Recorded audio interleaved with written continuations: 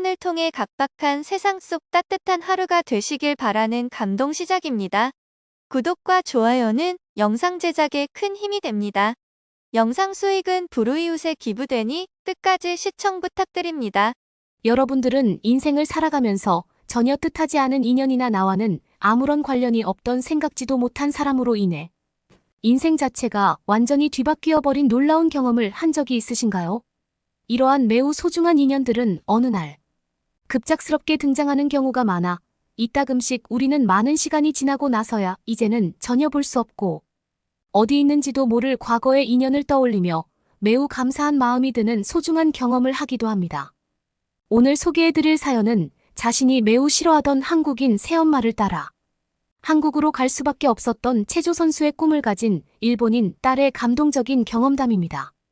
그녀는 어릴 때부터 체조 선수의 꿈을 가져왔으나 자신이 그토록이나 싫어하던 한국인 새엄마로 인해 한국에 오게 된 후에는 자신의 인생 자체가 놀라울 정도로 변했다고 하는데요. 체조 선수의 꿈을 가진 그녀가 한국인 새엄마를 따라 한국에서 겪게 된 경험은 무엇이었을지 지금부터 함께 사연 들어보겠습니다. 안녕하세요. 저는 일본의 가난한 도시에서 태어나 어릴 때부터 체조 선수라는 꿈을 가지고 살아온 26세 아야노라고 합니다. 저에게는 아주 특이한 가족 이력이 있는데요. 그것은 바로 제가 이혼 가정의 딸이라는 것과 동시에 저에게 새롭게 생긴 인연, 그리고 현재 제가 제일 사랑하는 새 엄마가 바로 한국인이라는 점입니다. 몇 년 전 한국인 새엄마와 저는 가난한 도시를 떠나 바로 이곳 한국의 부산에 오게 되었는데요. 지금의 부산에 도달하기까지 정말 많은 일들이 있었고 인생 자체가 위험해질 뻔한 순간도 있었지만 그때마다 제가 제일 미워하고 싫어했던 저의 한국인 새엄마가 계속해서 자기를 밀어내는 저를 보고도 헌신적인 사랑을 준 것이 지금의 저를 많이 바꾸게 된 것 같습니다.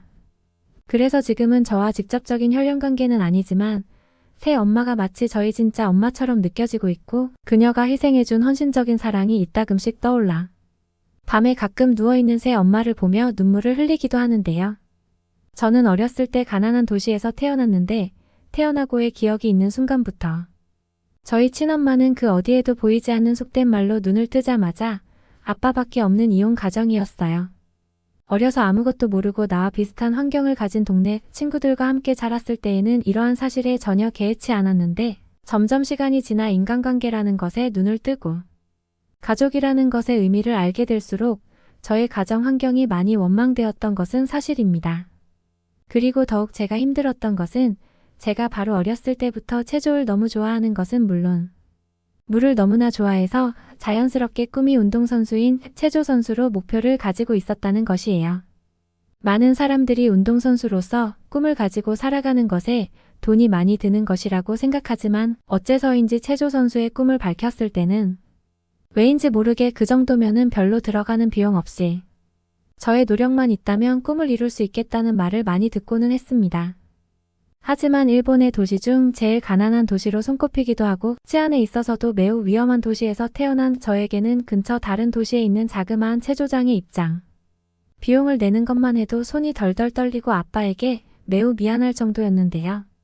솔직히 말하자면 제가 체조 선수라는 꿈을 가지게 된 것 자체가 하나밖에 없는 저희 아빠에게 자칫 잘못하면 큰 짐을 짊어지게 하는 것은 아닌가. 내가 다른 평범한 꿈을 가진 채 노력해 볼 수도 있지 않은가 하는 매우 슬픈 생각도 해본 것이 사실이에요. 하지만 사람이 어떻게 자신의 꿈을 그렇게 쉽게 포기할 수 있겠어요. 특히나 제가 가난한 도시에서 태어난 사람이라는 것을 인지한 뒤에는 알 수 없는 열등감마저 생겨서 저는 점점 커갈수록 저의 인생을 원망하기도 하고 바뀌지 않는 현실에 저희 아빠에게 해서는 안 될 모진 말도 많이 한 기억이 있어. 지금도 아빠에게는 말로 표현이 안 될 정도로 너무나 미안해요. 매일매일 저와 똑같은 체조장에서 체조 선수라는 목표나 취미를 가진 채 체조 연습을 하던 친구들은 제가 전혀 살 수 없었던 체조용품부터 해서 그곳에 입장하는 비용이 그들에게는 너무나 가벼운 돈이었는지 저는 일주일에 한 번만 가게 돼도 너무나 기뻐서 눈물이 날 정도였는데 그 친구들은 그 체조장에 매일 연습을 하러 오면서도 그것이 자신들의 삶에 있어서 너무나 당연한 듯한 행복해하는 모습을 많이 보았던 기억이 있습니다. 지금 기억을 떠올려 보아도 저는 체조 연습을 하기 위해 근처 도시에 있는 체조장에 가기 위해서는 아빠에게 돈을 달라는 말을 할 수밖에 없었고 그때마다 아빠는 다소 난감한 표정을 지으셨지만 이내 자신의 바지 주머니나 오래된 코트의 주머니를 뒤적거리면서까지 체조장 입장료를 주셨던 기억이 떠오르네요. 하지만 제가 아르바이트를 하게 될 수 있는 순간부터는 더 이상 아빠한테 체조장에 가기 위한 용돈을 주실 수 있는지 물어보지 않아도 되어서 정말 너무나 기뻤습니다.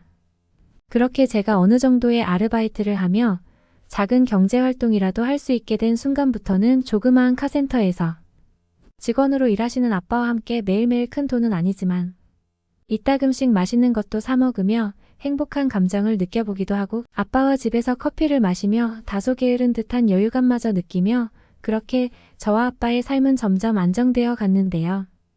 그런데 이러한 안정된 저의 인생은 바로 어느 날 아무런 예고도 없이 매우 혼란스러운 상황에 빠지게 되었고 그것이 아빠로 인해 발생된 일이라 저는 더욱 난감한 상황에 처하고 말았습니다. 그날은 여느 때와 다름없는 너무나 평범한 나날 중 하루였고 저는 딱히 별다른 체조 일정과 학교 수업, 심지어는 아르바이트도 있지 않아서 집에서 캐캐 묵은 먼지들을 조금씩 청소하며 저녁에 들어올 아빠를 위해 무슨 요리를 만들면 좋을지 여유로운 시간을 보내며 늦은 주말을 보내고 있었습니다. 그런데 갑자기 저희 핸드폰에 아빠의 전화가 오게 되었고 저는 아빠가 빨리 오시려고 전화를 걸으셨나 보다 하면서 전화를 받았는데 아빠는 매우 충격적인 말을 했어요. 자기가 일하고 있는 카센터에 꼭 소개해주고 싶은 사람이 있다면서 저보고 천천히 준비를 마치고 언제쯤 나올 수 있는지 물어보더라고요.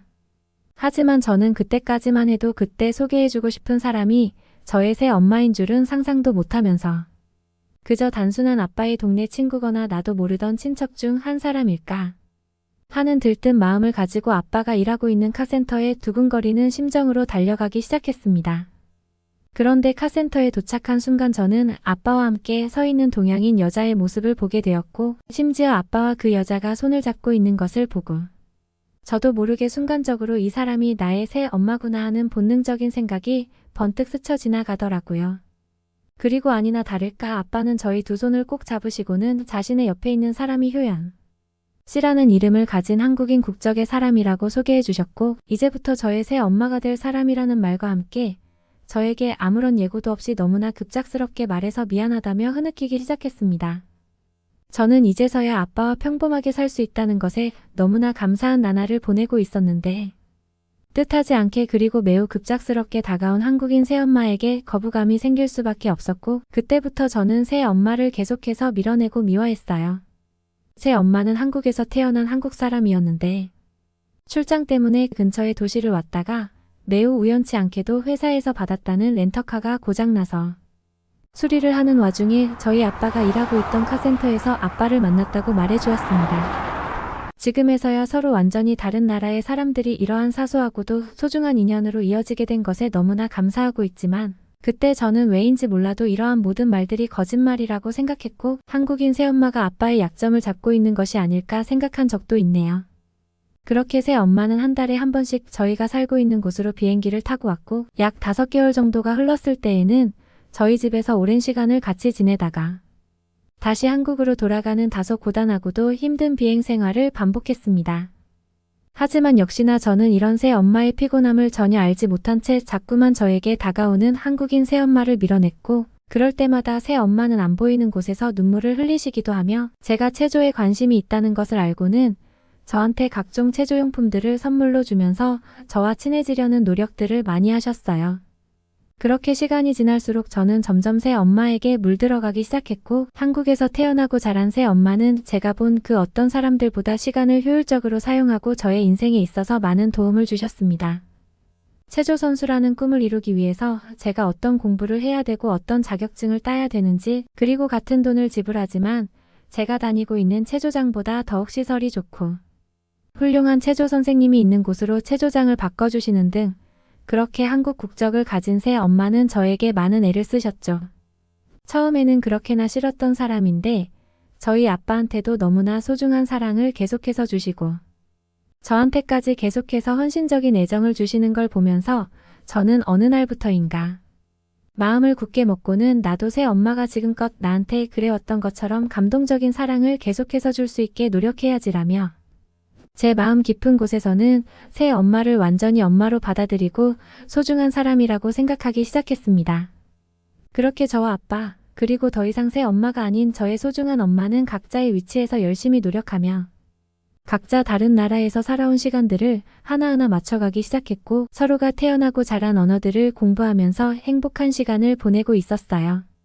하지만 저희 인생에 있어서 영원한 행복은 어떤 것이었을까요? 어느 날부터인가 저의 제일 소중한 가족인 아빠가 몸에 이곳저곳이 아프기 시작했습니다.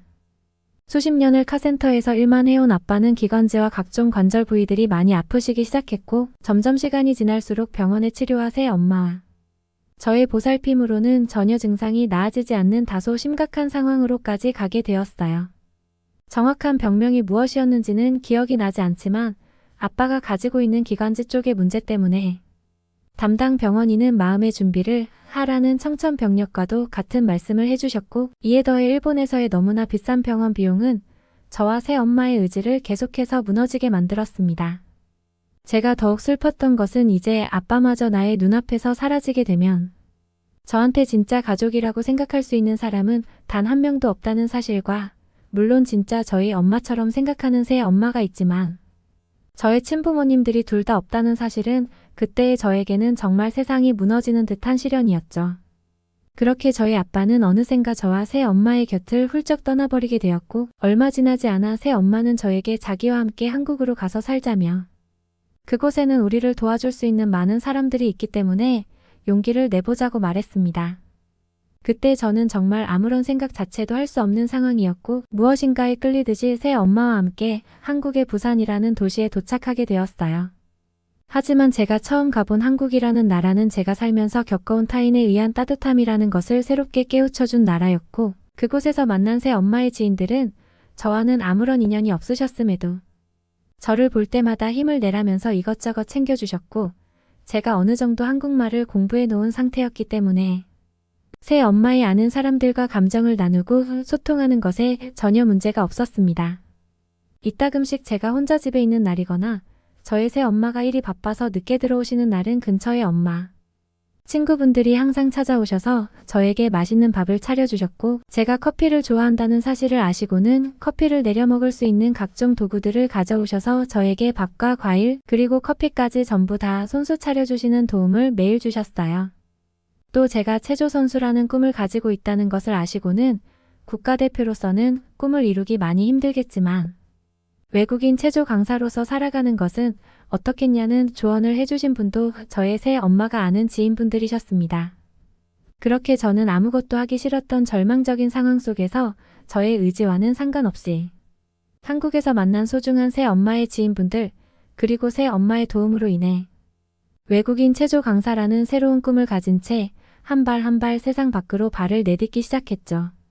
그래서 그런 것일까요? 어째서인지 지금까지 절망적이라고 생각했던 인생의 고비는 씻은 듯 찾아볼 수 없을 만큼 외국인 체조 강사라는 꿈은 매우 순조롭게 진행되었고 저는 정말 빠른 시간에 다소 규모가 큰 부산의 한 호텔 체조 강사로서 완벽히 일할 수 있게 되었습니다. 여담이지만 처음 일본과 한국의 체조시설이 너무나 달라서 충격을 받은 기억 또한 있네요. 제가 살던 곳 일본의 낙후된 체조시설과는 비교도 되지 않을 만큼 한국의 모든 체조장들은 쾌적한 환경 그리고 정말 철저할 정도의 수질 관리를 하고 있었고 이것 또한 저는 굉장히 마음에 들었습니다. 체조 강사로 일하는 것에 있어서 언어의 문제도 너무나 큰 고비였는데 다행스럽게도 새 엄마의 친구분들이 항상 저에게 찾아오셔서 큼지막한 한글 단어들이 적힌 책을 펴주시고는 하나하나 세심하게 가르쳐 주셔서 저는 한국어를 정말 기초부터 다시금 다질 수 있는 기회가 되었고 지금은 한국의 TV 프로그램에 나오는 외국인 연예인들처럼 능수능란한 한국어를 구사의 강습에는 전혀 문제가 없는 상태가 되었네요. 그리고 어느 날은 제가 체조 강사 일에 너무나 피곤해 지친 나머지 소파에서 잠깐 졸았다가 눈을 떴는데 새 엄마가 제가 잠든 사이에 저의 강사용 체조복들을 손수 세탁해서 건조대에 걸어 놓았던 것을 보고 갑자기 눈물이 흘러버린 기억도 있을 정도로 이제는 저의 소중한 엄마가 되어버린 그때의 새 엄마는 저 때문에 참 많이도 고생을 하셨습니다. 이제는 한국에서 저희 단골 수강생들도 많은 인기 있는 외국인 체조 강사로 자리 잡았기에 이제부터라도 새 엄마한테 아낌없는 사랑과 어렸을 때 저에게 해주셨던 헌신만큼 저도 엄마에게 모든 것을 행복하게 돌려주기 위해 하루하루 열심히 엄마에게 사랑을 드리고 있습니다. 전혀 다른 나라에서 얼굴도 모르는 저를 아무런 거절 없이 소중한 딸로 받아들여준 새 엄마에게 감사하다는 말을 이제부터라도 많이 하고 싶고, 생각지도 못했던 한국이라는 나라에서 이렇게나 편하게 살 수 있고, 또 많은 사람들의 도움을 받으며 살아갈 수 있었던 것에 너무나 감사한 마음을 가지고 있습니다. 또 외국인이라는 편견 없이 저를 편하게 대해주셨던 새 엄마의 친구분들에게도 이 자리를 빌려 감사하다는 말씀을 드리고 싶네요. 새 엄마를 따라 한국에 오게 된 것은 제 인생에 있어서 크나큰 행운이었던 것 같습니다. 어떻게 들으셨나요? 예상조차 할 수 없었던 한국인 새엄마와의 인연으로 인해 한국에서 소중하고도 행복한 제2의 인생을 보낼 수 있었던 일본인 여성의 사연이었습니다. 자신의 모든 가족이 사라지는 절망적인 상황 속에서도 뜻하지 않던 한국 국적인 새 엄마와의 인연으로 인생의 위기를 무사히 넘긴 이 여성의 사연은 우리에게 많은 감정을 느끼게 하는 것 같은데요. 다행히 이제부터 그녀의 인생은 앞으로 행복한 나날이 많을 것으로 보이기에 한국에서 소중한 기억과 추억들을 많이 쌓아나가길 기도해 봅니다. 여기 친오빠 때문에 한국을 범죄 국가로 생각했던 뉴질랜드인 여성이 있습니다. 하지만 이 여성은 한국에 입국하자마자 자신과 오빠가 다른 나라에 왔다는 사실을 인정할 수밖에 없었는데요. 과연 그녀에게는 무슨 일이 있었던 걸까요? 안녕하세요. 저는 30살 뉴질랜드인 여성 마이예요. 지금 하는 일은 수제 햄버거 가게에서 매니저로 일하고 있고요. 제가 이렇게 글을 올리는 이유는 바로 한국이란 나라에 대해 얘기를 하고 싶어서입니다. 그럼 지금부터 본격적으로 한국 이야기를 시작해 볼게요. 그러니까 때는 작년 가을에 있었던 일인데요. 저랑 어린 시절부터 친하게 지낸 친구가 있었는데 그 친구 남편이 주한미군이라서 저절로 남편을 따라 한국에 간 친구가 있었어요. 그 친구가 예전부터 한국에 놀러 오라고 했지만 일 때문에도 갈 수 없었고 또 하나 다른 이유는 저는 한국과 같은 아시아인들을 별로 좋아하지 않기 때문이죠. 저에게 아시아란 지역은 솔직히 이미지가 아주 나쁘거든요. 아시아에 대한 이미지가 좋지 않은 이유는 바로 다름 아닌 친오빠 때문이죠. 지금으로부터 7년 전 저희 친오빠는 친한 친구들과 다 같이 중국 여행을 갔었는데 거기서 친오빠는 정말 불행하게도 절대 겪지 말아야 할 일을 겪게 됐거든요. 그 얘기를 자세히 하자면 저희 친오빠는 운동을 좋아하는 사람이라서 아침 운동을 꼭 하는 편이었어요. 여행을 가서도 다른 친구들은 숙소에서 자고 있을 때 오빠는 혼자 새벽에 일어나서 산책을 했는데 그때 마침 둔기를 든 정체불명의 중국인에게 묻지마 폭행을 당했습니다. 친오빠는 이런 일이 있기 전에 도시는 치안이 좋을 거라고 생각해서 아무 거리낌 없이 혼자서 새벽 운동을 한 거였는데 결국 방심하다가 그런 일이 벌어진 거죠. 다행히 심각한 부상을 입은 건 아니라서 불행 중에 다행이었지만 친오빠는 정신적인 큰 충격을 받았었죠. 더구나 친오빠가 더욱더 분노했던 이유가 그 범인을 결국 찾지 못했다는 사실입니다. 다시 뉴질랜드 집으로 돌아와서도 한동안 그 트라우마에 시달려서 혼자서 운동하는 걸 꺼려했어요. 그렇게 그 충격적인 일로 친오빠뿐만 아니라 우리 가족 모두는 중국을 넘어서 아시아 전체에 대한 이미지가 안 좋았습니다. 그렇게 저도 아시아에 대한 반감이 있는 상태에서 친한 친구가 한국으로 가서 자꾸 저에게 놀러 오라고 하니까 고민이 생기더라고요. 그 친구는 한국에 놀러 오라고 하는데 아시아에 대한 이미지가 좋지 않으니까 갈 수도 없고 혼자서 속아이만 했었죠. 한편으론 그 친구를 보고 싶은 마음도 있었으니까요. 그러다가 제가 일하는 수제 햄버거 가게가 약 3주간 리모델링을 하기로 결정해서 3주간 휴가를 받았어요. 그 사실을 친구가 알고 이번 기회에 한국에 오라고 설득을 하기 시작하더라고요. 하긴 멀리 떨어져 있어서 볼 수 없는 친구 얼굴이 보고 싶기도 하겠죠. 그 마음을 저도 충분히 알고 있고 또 저도 친구의 얼굴이 직접 보고 싶기도 했어요. 저 역시도 화상통화 말고 직접 옆에서 친구 얼굴 보고 얘기하고 싶은 마음이 간절했거든요. 하지만 한국에 가기가 쉽지는 않았던 이유가 앞서 말했듯이 친오빠가 아시아에서 묻지마 폭행을 당했다는 이유로 가족들이 반대할 게 뻔했거든요. 물론 저도 그 이유 때문에 한국에 대한 적지 않은 두려움도 분명히 있었고요. 한참을 망설이다가 저는 결국에 친구를 만나러 가기로 결심을 했습니다. 한국에 대한 두려움보다 친구를 만나고 싶은 마음이 더 컸거든요. 물론 가족들한테는 절대 한국 여행에 대한 얘기는 하지 않고 한국행을 결정했어요. 가족 모르게 가는 게 충분히 가능한 게 저는 가족들과 따로 살고 있거든요. 사실 성인이 되고 독립해서 사니까 추수감사절이나 여름 휴가 때 정도만 만나서 같이 밥 먹고 여행 가고 그러는 정도로 거의 남남으로 살고 있죠. 하여간 저는 두려움 반 기대 반인 마음으로 친구가 사는 한국행을 결정했고 한국행 비행기에 올랐어요. 친구가 사는 곳은 의정부라는 곳인데 미군 부대가 많은 지역이기도 하죠.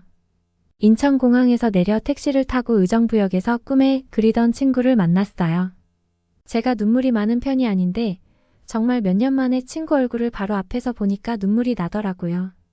그렇게 눈물의 상봉을 끝내고 친구랑 같이 먹은 한국에서의 첫 끼는 바로 부대찌개였는데 부대찌개는 의정부에서 제일 유명한 음식이라고 하더라고요. 처음 부대찌개를 마주한 첫 느낌. 그러니까 비주얼은 솔직히 너무 별로였어요. 그런데 맛을 보니까 정말 보기와는 다르게 환상적으로 맛있더라고요. 제가 외국 여행에서 먹은 음식 중에 5손가락 안에 드는 환상적인 맛이었어요. 그렇게 식사를 하고 여기저기 친구와 의정부를 돌아다니며 맛있는 간식도 먹고 커피도 마시고 그동안 못다한 이야기도 하면서 즐거운 시간을 보냈습니다. 둘째 날은 친구와 지하철을 타고 서울로 건너가서 이곳저곳 많은 곳을 신나게 구경을 했어요. 한국은 지하철이 참 발달한 나라라는 게 느껴지더라고요. 그리고 한국의 장점 중에 하나가 너무 음식이 맛있는 겁니다. 부대찌개, 냉면, 만두, 떡볶이, 순대 등등 며칠 동안 정말 살이 많이 찐 것 같다는 느낌이 들더라고요. 그리고 상당히 인상적이었던 부분이 한국은 산이 많고 동네 곳곳마다 쉽게 산을 볼 수 있다는 겁니다. 셋째 날 새벽에 일찍 일어나 친구 집 테라스로 나와서 블랙커피를 한 잔 마시고 있는데 새벽부터 꽤 많은 노인이 등산복에 등산 가방을 메고 어디론가 걸어가더라고요. 마침 일어난 친구에게 물어봤어요. 저 어르신들은 아침 일찍 어디를 가는 거냐고요? 친구 말로는 가까운 산에 등산을 하러 가는 거라는 겁니다. 근처에 약수터가 있는 산도 있다고 했는데 그 얘기를 들으니까 문득 저도 산에 가보고 싶다는 생각이 들었어요. 친구는 제 마음을 어떻게 눈치를 챘는지 아침 운동할 겸 다녀오라는 겁니다. 저는 같이 가자고 했는데 친구 말로는 자기는 아침잠이 많아서 더 자야 한다고 혼자 다녀오라는 거예요.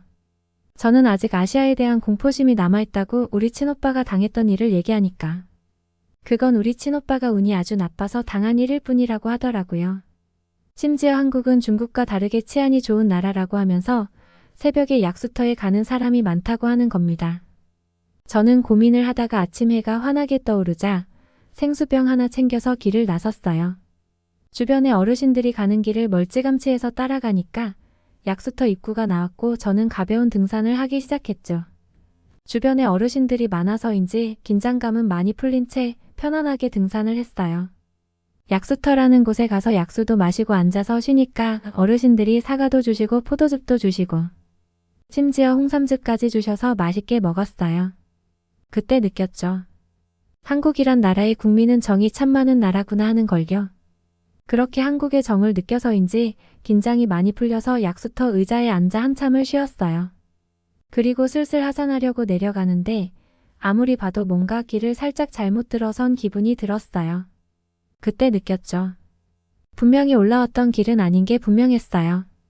하지만 당시에 하산하고 있는 길도 등산로는 확실했던 게 표지판이 있긴 있었거든요. 등산로가 여러 개 있었기에 여기도 등산로는 확실했지만 지금 가는 등산로는 인적이 좀 드물긴 했어요. 인적이 별로 없어서인지 조금 긴장이 되고 7년 전에 친오빠가 한국에서 묻지마 폭행을 당한 기억이 다시 떠올랐습니다. 조금 빠른 걸음으로 산에서 내려가고 있는데 뒤에서 웬 남자가 내려오는 겁니다. 확률상 그 남자도 저처럼 하산을 하고 있는 중일 확률이 높겠지만 그래도 저는 좀 불안했어요. 저는 더 빠른 걸음으로 내려가는데 그 남자 역시 빠른 걸음으로 내려오는 겁니다. 점점 불안한 마음에 심장이 크게 뛰기 시작했어요. 두려운 마음에 저는 거의 뛰다시피 내려가다가 그만 발목을 접질렸어요. 그런데 그 순간 저는 큰일이 났다는 사실을 알 수 있었어요. 발목에 무슨 문제가 생겼는지 갑자기 엄청난 통증이 몰려왔거든요. 뒤에 남자는 순간 생각도 나지 않을 정도였죠. 그런데 그 남자는 제가 발목을 접질린 걸 보고 저를 바라보더니 더 빨리 내려오는 겁니다. 순간 저는 너무 다급한 마음에 크게 소리를 질러서 사람들에게 지금 위급한 상황을 알릴까 고민도 했어요. 근데 그 남자는 다정한 목소리로 무언가 이야기를 하면서 제게 다가오더니 제가 외국인인 걸 알고 영어로 응급처치를 해주겠다고 하더라고요. 굵은 나뭇가지를 꺾어서 버팀목으로 하고 가지고 있던 손수건으로 발목을 고정을 해주었어요. 그리고 지금 제 상태에서 산을 내려가는 건 무리라고. 저를 업고 10분이나 되는 거리를 내려와서 119에 신고해 주었어요. 그리고 구급차가 오자 쿨하게 사라졌죠. 저는 정말 감사한 나머지 가려는 그 남자에게 연락처라도 주시면 사례를 꼭 하고 싶다고 전했지만 그냥 웃으면서 아무 말 없이 사라졌습니다. 그 표정은 마치 평소처럼 아주 당연한 일을 했는데 왜 그러냐는 표정이었죠. 하여간 저는 병원에 가서 엑스레이를 찍었는데 의사 선생님께서 다행히 뼈 조각은 발견되지 않은 걸 봐서 발목 골절은 아니라고 하시더라고요. 다만 인대가 조금 파열이 되었다고 압박붕대를 감고 당분간 걷는 건 자제하라는 처방을 받았어요. 친구가 병원 앞으로 차를 몰고 왔고 저는 친구 차를 타고 다시 친구 집으로 돌아갔습니다. 그리고 그 남자에 대해 얘기했더니 친구는 한국은 그렇게 아무 조건 없이 선행을 베푸는 사람이 넘쳐나는 나라라고 하더군요. 정말 친구의 그 말이 100% 맞는 말 같았어요. 그 이후 발목 때문에 한국 관광을 제대로 하지는 못했지만 그래도 한국이란 나라에 대해 오해가 풀려서 정말 좋았어요. 그리고 얼마 후 다시 고국인 뉴질랜드에 도착했고 저는 가족들에게 사실 한국에 몰래 다녀온 사실을 다 털어놓았습니다.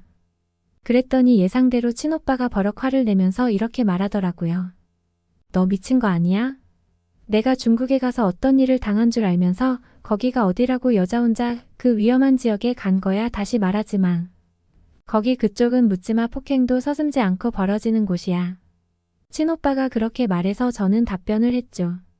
중국은 그랬을지 모르지만 한국은 전혀 다른 국가라고 말이죠. 오빠는 운이 나쁘게 묻지마 폭행을 당했지만 저는 운이 좋게도 묻지마 선행을 받았다고 말했어요. 친오빠와 부모님은 의아한 얼굴로 도대체 묻지마 선행 그게 뭐냐며 묻더라고요. 그렇게 저는 한국에서 있었던 일을 다 얘기했어요. 그러면서 이런 식의 비유까지 곁들였죠. 산을 볼 때는 산 전체를 봐야지 나뭇가지 한두 개 보고 산을 평가하면 안 된다고요. 썩은 나뭇가지 한 개 보고 산 전체를 평가하는 건 잘못된 거라고. 한국은 전체적으로 아주 발전되고 안정적이고 정이 넘쳐나는 나라라고 그렇게 얘기했어요. 그랬더니 부모님은 한국이란 나라를 조금 오해한 부분도 있구나 하면서 생각이 많은 표정을 지으셨어요. 친오빠는 딱히 아무 말도 하지 않았지만 동생을 아무 이유 없이 도와준 한국인에서 고마움을 느꼈을 거고 그동안 갖고 있던 한국에 대한 악감정이 조금 사라졌을 겁니다. 하여간 그렇게 저는 한국 여행을 통해서 한국의 참모습을 조금이나마 느낄 수 있었어요. 한국은 정말 좋은 나라라고 생각이 들어요. 그리고 한국이란 나라에 대해 조금 더 깊이 알고 싶다는 생각도 했죠. 앞으로도 기회가 생기면 한국에 자주 놀러 가려고 계획 중입니다. 저에게 아무 조건 없이 도움을 주신 이름 모를 멋진 한국 남자분 정말 감사합니다. 당신 덕분에 한국이란 나라에 대한 오해가 많이 풀렸습니다. 정말 진심으로 감사합니다. 이번에 한국에 가신다면서요? 그래, 이번에는 한국에 다녀오려고 해. 그런데 한 달씩이나 가시나요? 정말 부럽습니다. 그러게 말이야. 너무 기대된다니까. 최근 들어 급부상 중인 한국의 인기는 대단합니다. 10년 전만 해도 아시아에 다녀왔다고 하면 일본이나 중국을 다녀온 사람들이 대부분이었죠. 주로 관광은 일본, 비즈니스는 중국으로 나뉘는 듯한 분위기였습니다. 하지만 요즘 들어 한국이라는 나라의 관광이나 비즈니스 때문에 가게 되는 사람들이 주변에 늘어나기 시작했습니다. 안녕하세요. 저는 덴마크의 방송사에서 편집실에서 근무하고 있는 키토입니다. 저도 마찬가지로 이번 한 달간의 장기간 휴가 때 한국을 선택했습니다. 저는 다양한 경험을 선호하고 이미 일본은 예전에 다녀온 적이 있고 중국은 출장 때문에 다녀온 적이 있습니다. 그래서 저는 아직 가보지 못한 한국이라는 나라가 너무나 궁금했습니다. 사실 이미 많은 기사를 다루면서 한국이 얼만큼 발전했고 얼마나 변화를 잘 받아들이는 사회인지 잘 알고 있었지만 글로만 읽어본 한국을 실제로 경험하고 싶은 마음이 컸기 때문이에요. 저는 남편과 함께 단둘이 오붓하게 한국으로 다녀오게 되었습니다. 지금 중년의 제 나이 말고 젊은 층의 직원들은 한국을 경험하고 온 친구들이 많더라고요. 그래서 그 친구들에게 간단한 조언을 받고 그렇게 떠나게 된 한국에서 최고의 경험을 하고 돌아오게 되었습니다. 한국에 도착 후 저희는 서울로 향했습니다. 저희가 젊고 아직은 돈을 모아야 하는 부부라면 당연히 대중교통을 이용했겠지만 인천공항에서 렌트카를 빌렸습니다. 그리고 한국인인 만큼 한국 자동차를 빌려서 한국에 여행 온 기분을 실컷 냈죠. 한국에 왔다면 보통 처음 즐길 수 있는 여행지는 완벽한 인프라와 완벽한 모습을 하고 있는 인천공항을 제외한다면 바로 인천대교가 될 것이에요. 서울로 가기 위해서 인천대교를 이용하는 것은 경유해서 멀리 돌아가는 것을 뜻합니다. 하지만 이미 한국의 인천대교는 매우 유명하고 저희 부부는 인천대교를 지나가며 감탄하며 지나갈 수밖에 없었습니다. 이렇게 멋진 다리를 경험하기 위해서 약 20분의 시간만 더 소요하면 되거든요. 한국까지 왔는데 20분의 시간을 투자하고 멋진 인천대교를 구경하는 것은 매우 좋은 선택이니까요. 이것도 사실 이미 한국에 다녀온 젊은 덴마크 친구들에게서 듣고 왔던 좋은 팁 중 하나였습니다. 이렇게 인천대교처럼 아주 큰 규모의 다리를 건설이 가능하다는 의미는 한국이 경제대국이기 때문에 가능하다는 말이 됩니다. 이 대교가 지어질 때 한참 전이죠. 그때 제가 기사를 다룰 때만 해도 한국이 이렇게까지 엄청난 경제적인 성과를 거둘 줄은 몰랐는데 참 가회가 새롭더군요. 때문에 제가 옆자리에서 운전을 하고 있었던 남편보다 이 인천대교를 바라보는 관점이 더 감회가 새롭고 더 좋았을 수도 있습니다. 그렇게 도착한 한국의 중심부 명동에는 수많은 사람들이 몰려 있었습니다. 처음에는 대부분 한국 사람들일 것이라고 생각했지만 알고 보니 다양한 국적의 사람들이 모여 있는 곳이었습니다. 특히 일본 사람들이 그곳에 많았고 중국보다는 대만 사람들로 추측되는 사람들이 많았어요. 그들은 한국의 모습을 즐기고 있었으며 저도 그곳에서 한국의 모습을 즐기고 있었습니다. 하지만 제가 가보고 싶은 곳은 따로 있었는데요. 한국의 전통시장에 가보는 것입니다. 너무나 궁금한 곳이고 매력적인 곳이 틀림이 없기 때문입니다. 이미 사진으로 여러 차례 봤던 한국의 전통시장이 한데 대형마트들에 밀려서 큰 어려움을 겪었다는 내용의 기사를 접했을 때 한편으로는 가슴이 아팠습니다. 전통적인 것이 사라지는 것은 안타까운 일이니까요. 그러나 또 다른 의미도 가지고 있는데 그만큼 한국 경제가 발전했다는 말이 되기도 합니다. 왜냐하면 전통시장이라는 것을 밀어내는 대형마트나 쇼핑센터가 들어왔다는 이야기는 그만큼 그 나라의 경제력이 뒷받침되어야만 건축이 가능한 시설들입니다. 한국은 과거 전통시장이 강세를 보여왔다면 이제는 발전한 경제적인 상황에 따라서 대형마트들을 운영하는 기업들이 생겨나고 쇼핑센터를 지어야 할 충분한 수요가 있다는 것을 의미하기 때문에 발전하는 사회에서 당연히 전통적인 것과 현대적인 것이 부딪히는 상황이 생기는 것이고 저는 그것을 흥미롭게 지켜봤습니다. 왜냐하면 2000년대 까르프라는 덴마크 브랜드가 한국 시장에서 밀려났던 일을 알고 있었고 덴마크에서 한국에 진출한 까르프가 실패한 원인 중 하나로 당시에 한국의 전통시장이 굳건하게 자리를 지키고 있던 것도 있었거든요. 하지만 몇 년 뒤 전통시장과 대형마트들의 갈등이 본격화되었다는 소식을 듣고 한국도 이제 성장통을 겪는구나 생각했고 결국에 없어져 버릴 줄 알았던 한국의 전통시장은 나름대로 경쟁력을 갖추며 더 발전하기 시작했습니다. 그래서 저는 더 전통시장의 모습이 궁금했습니다. 다른 나라들을 잘 해내지 못했던 대형 전통시장이 아직까지 유지되고 있는 선진국은 거의 한국이 유일하기 때문이죠. 한국의 전통시장을 방문했고 저는 너무나 즐거운 경험을 하게 되었습니다. 일단 길 한켠에 차들을 주차할 수 있도록 되어 있었고 물론 자리가 많지는 않았지만요. 군데군데 주차장들이 충분했습니다. 내가 이 시장에서 사야 할 물건이 있는 그 점포 근처에 주차를 하면 오히려 더 편리할 수도 있었다는 생각이 들었습니다. 그리고 그곳은 마치 거대한 실내처럼 꾸며놨는데요.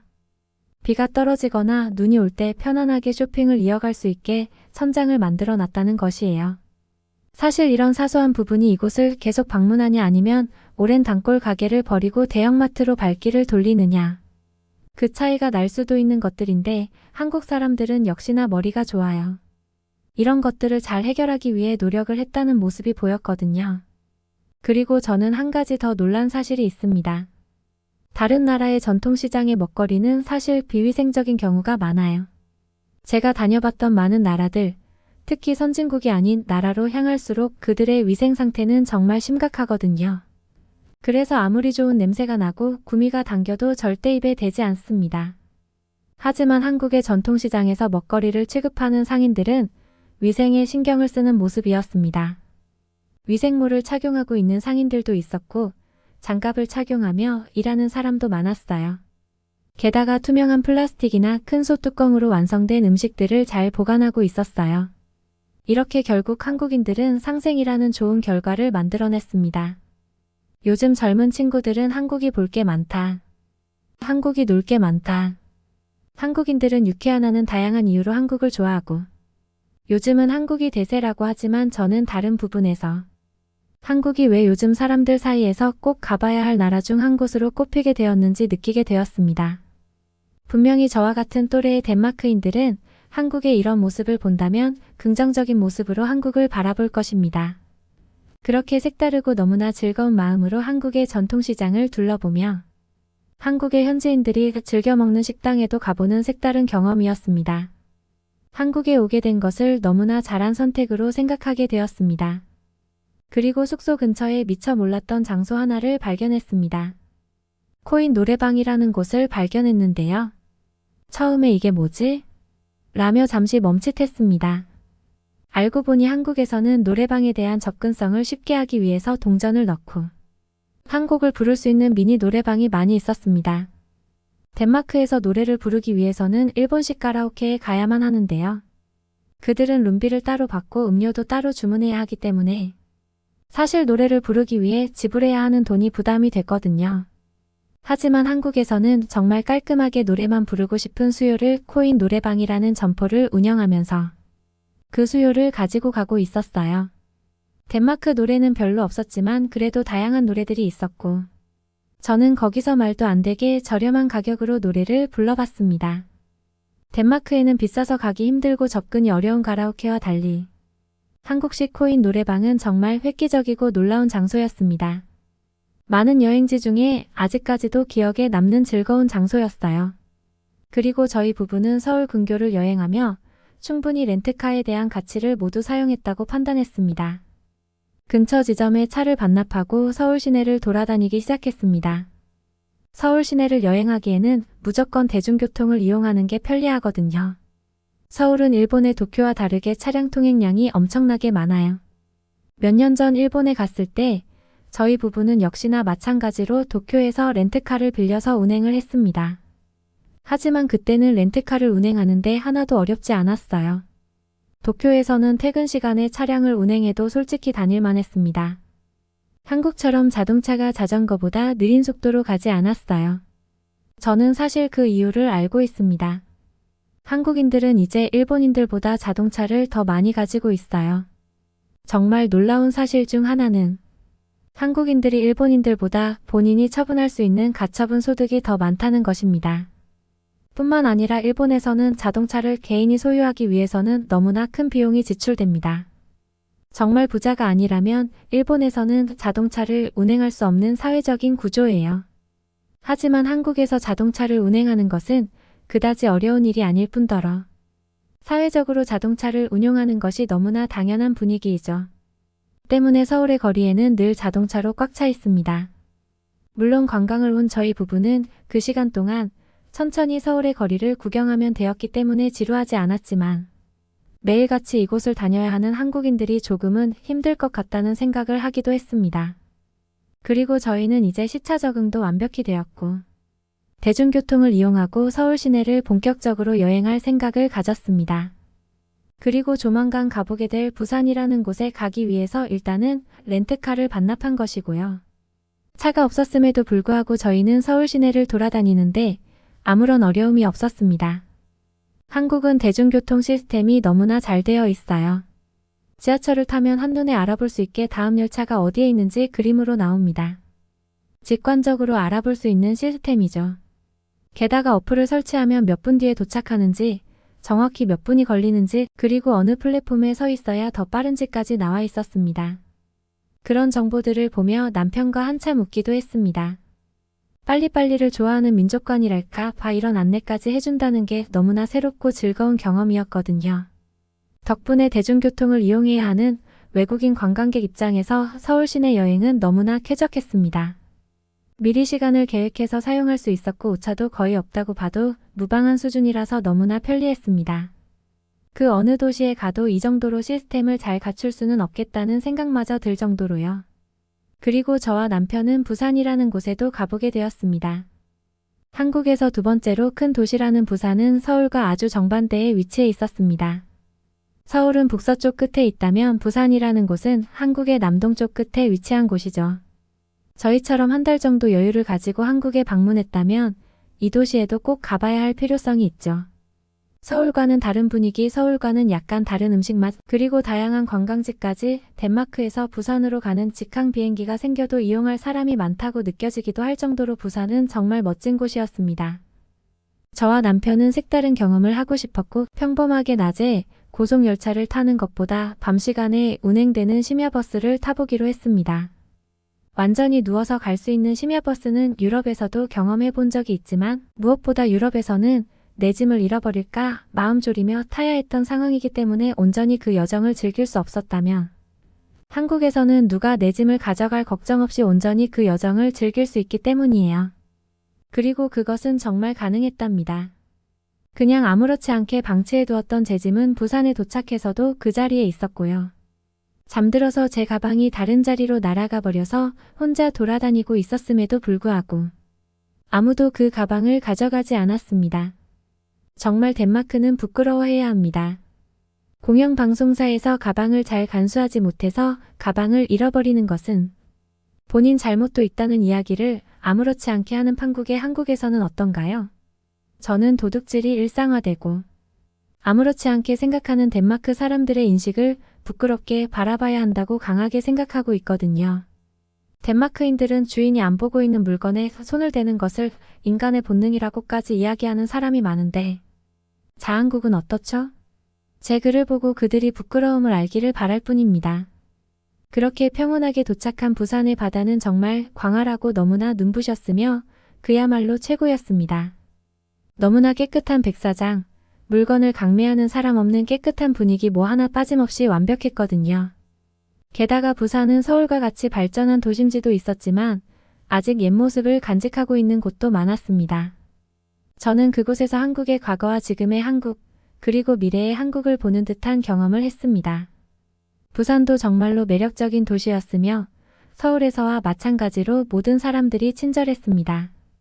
한국 내에서는 부산 사람들이 거친 편이라는 말들이 있는 것으로 알고 있지만 저희는 너무나 친절한 대접을 받아서 부산 사람들에게도 감사한 마음을 가지고 있습니다.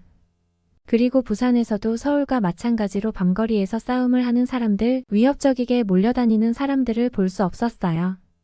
한국에서 거칠어서 부담스럽다고 말이 나오기까지 하는 부산도 덴마크의 그 어느 도시보다 안전하다고 느낀 것은 당연한 이야기였고요. 그리고 부산에서는 다시 렌트카를 빌려서 부산권의 근교 여행도 잘 다녀왔습니다. 그렇게 모든 일정이 끝나 차를 반납하고 여행을 모두 마치고 고속열차를 타고 서울로 올라갈 때 너무나 아쉬운 마음이 몰려왔습니다. 이 열차를 타고 서울을 경유해 인천공항으로 간 뒤 덴마크로 돌아가는 비행기를 타야 했기 때문이에요. 너무 익숙해져서 한국 여행이 하나도 어렵지 않고 그저 즐거움만 남았을 뿐인데 이제 돌아가야 한다니 너무나 아쉬웠어요. 몇 년 전 한 달에 일본 여행에서도 느낄 수 없었던 그런 오묘한 감정이었습니다. 그렇게 인천공항에 도착한 저희는 아주 작은 돈을 지불하고 공항 내 샤워장을 이용할 수 있는 시설에 방문했습니다. 몇 년 전에 이런 깜짝 놀랄 만한 서비스를 제공한다는 기사를 본 적이 있거든요. 비행기 탑승 전 샤워를 하고 탑승하고 싶었으나 안타깝게 코로나19로 시설 운영을 잠정 중단한 상태여서 이용해 보지는 못했습니다. 샤워장을 구비해 놓은 정말 극소수의 공항 중 하나였는데 이걸 이용해보지 못해본 게 한국에서의 유일한 아쉬움일 정도로 한국 여행은 너무나 완벽했습니다. 혹시라도 아시아 여행을 계획하는 분들이 계시다면 저는 적극적으로 한국을 추천해드릴 생각이고요. 그래도 일본에 못 가본 게 너무나 아쉽다고 여겨지신다면 한국과 함께 여행을 하는 것을 강력하게 권해드립니다. 단 한국에서의 일정을 조금 더 길게 잡으시는 걸로 말이죠. 한국을 떠나면서 제가 다시 아시아를 여행하게 된다면 꼭 다시 한국을 찾겠다는 다짐을 하면서 그렇게 제 여행은 마무리되었습니다. 여러분은 어떻게 보셨나요? 응원과 격려의 한마디씩을 댓글로 남겨주시기 바랍니다. 사연자분께 전달해 드리겠습니다. 저희 감동시작은 실제 사연 제보를 받고 있습니다. 채택되신 분께는 선물도 드리고 있습니다. 저희의 사연이 여러분의 하루에 작은 힘이 될 수 있었으면 좋겠습니다. 감동적인 사연을 주변 사람들에게 공유하고 함께 이야기 나눠보세요. 끝까지 시청해주셔서 감사합니다. 더욱더 좋은 영상으로 찾아뵙겠습니다.